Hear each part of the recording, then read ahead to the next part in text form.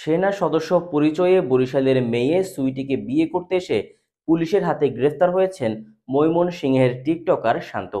টিকটকে পরিচয়ের পর বৃহস্পতিবার রাতে এক তরুণীকে বিয়ে করতে আসলে এই ঘটনা ঘটে। এ তথ্য নিশ্চিত করেছেন কোতোয়ালি মডেল থানার ভারপ্রাপ্ত কর্মকর্তা মিজানুর রহমান। গ্রেফতারকৃত শান্ত মুরগির খাবার বিক্রির দোকানের কর্মচারী ছিলেন। ময়মনসিংহ জেলার ফুলবাড়িয়া এলাকার বাসিন্দা শান্ত টিকটকে নিজেকে সেনাবাহিনীর সদস্য হিসেবে পরিচয় দিতেন।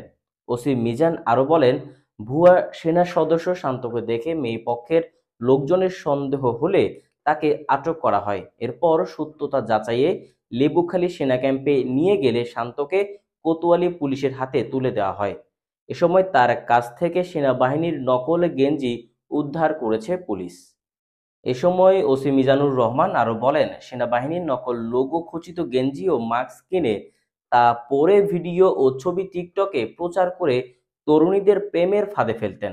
তা বিশ্বাসযোগ্য করতে সেনা সদস্যের নেম প্লেট ছাড়া ভিডিওতে নিজের ছবি বসাতে এবং তা মেয়েদের কাছে পাঠাতেন।